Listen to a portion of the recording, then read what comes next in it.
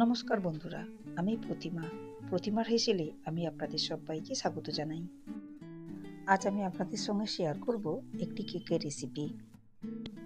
রেসিপিটি বাড়িতে থাকা মাত্র কয়েকটি উপকরণ দিয়ে খুব কম সময়ের মধ্যে রেসিপিটি বানিয়ে নেওয়া যায়। রেসিপিটি কিভাবে বানাবো দেখে নেওয়া যাক আমার আজকের এই ভিডিওটিতে। রেসিপিটি বানাবার জন্য নিয়েছি 1 বাটি সুজি ও হাফ বাটি চিনি।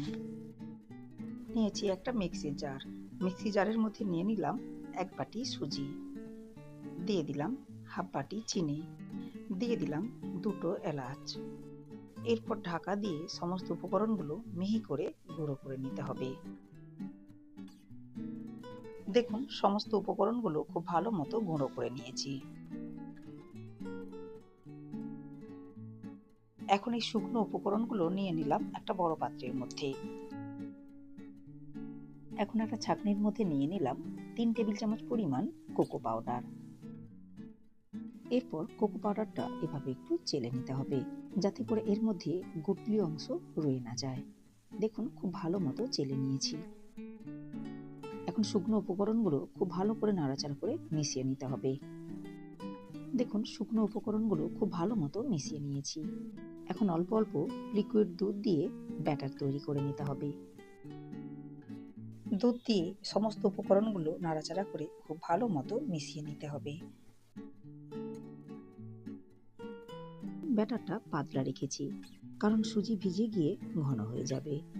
ব্যাটার তৈরি করে নিয়েছি। এখন ঢাকা দিয়ে 10 মিনিট রেস্টে রেখে দিতে হবে। দেখুন, কেকটা আমি এইরকম একটা মাঝারি সাইজের অ্যালুমিনিয়ামের বাটির মধ্যে বানাবো। এর জন্য বাটির মধ্যে 1 টেবিল চামচ পরিমাণ ঘি দিয়ে খুব ভালো মতো ব্রাশ করে নিতে হবে।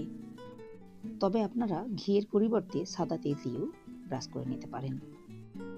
আর দেখুন, এখানে বাটির মাপে একটা সাদা কাগজ কেটে নিয়েছি। কাগজটা এখন বাটির মধ্যে এভাবে বসিয়ে দিয়ে উপর থেকে আবারও সামান্য পরিমাণ ঘি দিয়ে খুব ভালো করে লাগিয়ে নিতে হবে।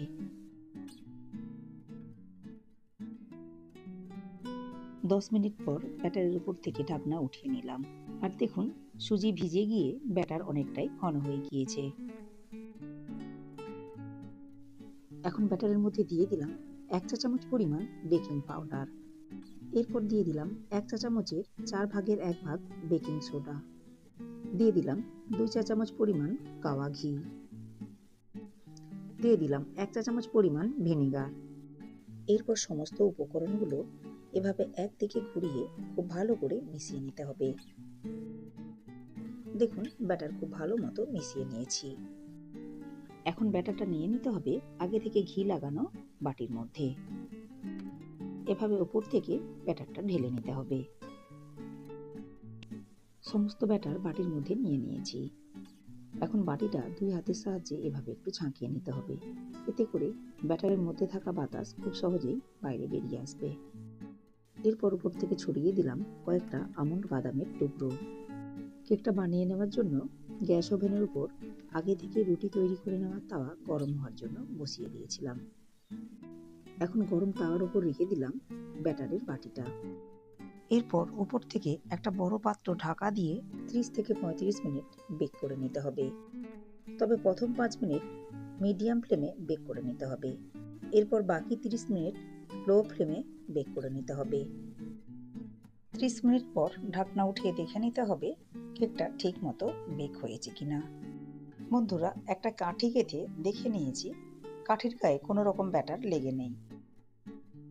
দেখুন, কেকটা উঠিয়ে নিয়ে খুব ভালো মতো ঠান্ডা করে নিয়েছি। এখন একটা ছুরির সাহায্যে সাইডের অংশগুলো এভাবে একটু ছাড়িয়ে নিয়ে উঠিয়ে নিতে হবে।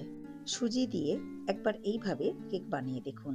আশা করি রেসিপিটি আপনাদের ভালো লাগবে। আমার আজকের এই কেক তৈরির রেসিপিটি আপনারা ফেসবুক থেকে দেখলে পেজটিকে ফলো করে নেওয়ার অনুরোধ রইল। ইউটিউব থেকে দেখলে চ্যানেলটাকে সাবস্ক্রাইব করে পাশে থাকা বেল আইকনটি প্রেস করে নেওয়ার অনুরোধ রইল। আমি চ্যানেলে যখনই কোনো নতুন ভিডিও আপলোড করব, সাথে সাথে নোটিফিকেশন পৌঁছে যাবে আপনার কাছে। ভালো থাকবেন, সুস্থ থাকবেন। ধন্যবাদ।